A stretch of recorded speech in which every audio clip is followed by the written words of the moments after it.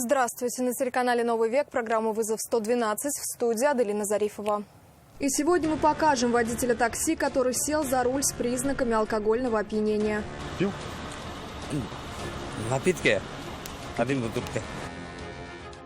Расскажем, как велосипедист, пересекая перекресток улиц Восстания и Кулахметова, по диагонали врезался в иномарку Kia, едущую в левом ряду. По правилам дорожного движения, пока не правы, либо по тротуару должны передвигаться, либо по велосипеду. И конфликте девушки-пешехода и водителя кроссовера на Космонавтов. Мог хотя бы пропустить меня, чтобы я немножко отошла. Нет, человек просто даже не остановился и даже не сбавил скорость. Кто кого должен пропускать в отсутствии тротуаров, разбирались автоинспекторы. Все это прямо сейчас. Масштабный рейд провели автоинспекторы ночью в Казани. В задачу сотрудников ГИБДД входило выявление грубых нарушений правил дорожного движения, влияющих на аварийность и тяжесть последствий аварий. Особое внимание инспекторы обращали на проезд на красный свет, вождение в состоянии опьянения и без водительского удостоверения, а также нарушение правил движения пешеходами. В городе Казани проходит очередное профилактическое мероприятие, направленное на выявление и пресечение административных правонарушений, влияющих на аварийность. Результаты не заставили себя долго ждать. Вскоре после заступления на службу на улице Лесная в поселке Константиновка, недалеко от магазина, автоинспекторы заметили Volkswagen Polo с разбитым бампером и решили проверить водителя. У 34-летнего мужчины обнаружили признаки опьянения. От прохождения экспресс-теста на наличие алкоголя в крови и от медицинского освидетельствования водитель отказался. Теперь его ждет суд, превращение в пешехода на срок до 2 лет и штраф в 30 тысяч рублей. Дальнейший свой путь мужчина продолжил пешком. Живет он недалеко. Автомобиль отправился на штрафстоянку. В это же самое время на проспекте Ибрагимова на глаза автоинспекторов попался водитель белой Hyundai Solaris, который во время движения разговаривал с кем-то по видеозвонку. Разговор был очень эмоциональным. Мужчина явно с кем-то ругался, активно жестикулировал, при этом внимания на дорогу практически не обращал. Его остановили и при проверке документов обнаружили у него признаками алкогольного опьянения. Остановили за что? Без ремень? Без ремня? Да. А что без ремня катаешься? Забил. Он уверял, ничего страшного, просто не пристегнул ремень безопасности. Говорит, сейчас выпишут штраф и поедет дальше. Но забыл упомянуть, что от управления транспортными средствами его уже отстранили, потому что обнаружили признаки опьянения. К тому же мужчина отказался от прохождения медицинского освидетельствования. И все, больше ничего, никаких претензий больше нет? Нет, больше нет. Ты продуваться чего отказался? Скрывать есть что-то? Да. Больше скрывать ему было нечего и рассказал. Повредил палец. Как снять боль, понял, когда на глаза попался алкомаркет. Пил? Напитки. Один бутылка. Какие напитки? Алкогольные напитки, да? Один бутылка. Рассчитывал быстро добраться до дома и лечь спать, но звонок с родины из Узбекистана пропустить не мог. Во время разговора его и задержали. Семья большая? Да, большая. Сколько детей? 4.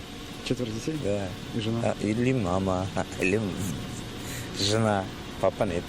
Говорит, здесь подрабатывал в такси. Все, что оставалось после аренды автомобиля и жилья, отправлял семье. До последнего надеялся, что права останутся при нем. Да, работа. Прав лишат же?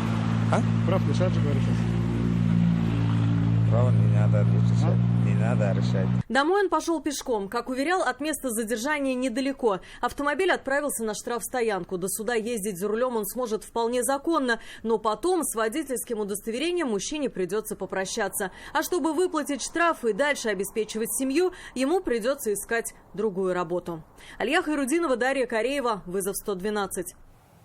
Всего за минувшие сутки в Казани задержали 9 водителей, севших за руль с признаками опьянения. Один водитель управлял автомобилем, не имея на то права. Всего за нарушение правил движения привлечены 661 водитель и 131 пешеход. Госавтоинспекция города Казани призывает всех неукоснительно соблюдать требования правил дорожного движения.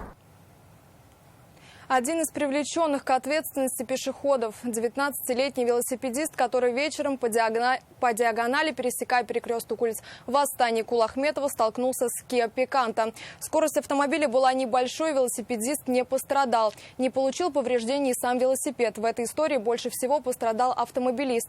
И морально, и материально. Пластиковый бампер иномарки разлетелся на куски. И перед водителем встал вопрос, как и с кого требовать возмещения ущерба. Оттуда поворачивал. Поворотники, все было включено. Он оснастил свой велосипед и всей необходимой оптикой. Есть и фары, и стоп-сигналы, и указатели поворотов. 19-летний молодой человек был уверен, раз включил поворотник, значит его пропустят. Но забыл, что вообще не имел права выезжать на левую сторону проезжей части. По правилам дорожного движения, пока не правы, либо по тротуару должны передвигаться, либо по велосипеду. Видеорегистратор, установленный в соседнем автомобиле, зафиксировал момент происшествия. На записи видно, что велосипедист двигался со стороны улицы Васильченко и перекресток с Восстания пересекал по диагонали. Признался, хотел потом повернуть налево, в сторону улицы Шамиля Усманова. Причем едва не попал под колеса Форда Эксплорер. Регистратор был в нем. Потом при перестроении на левую полосу по касательной столкнулся с Kia. Ее водитель вывернул руль влево, пытаясь избежать касания с велосипедистом, и об сугроб разбил бампер. Ты виноват или кто виноват? Да. Признаешь? Да. Никаких травм молодой человек при столкновении с иномаркой не получил, и медицинская помощь ему не потребовалась. Все нормально вообще? Да. Ничего не болит? Нет. Его велосипед также не получил никаких повреждений, и никаких претензий к автомобилисту он не имел. Но вот у водителя претензии были. Он не понимал, с кого и как теперь требовать возмещения ущерба. Платить сам за нарушение правил движения другими он не хотел и не исключал, что может обратиться в суд, если молодой человек не захочет возмещать ущерб добровольно.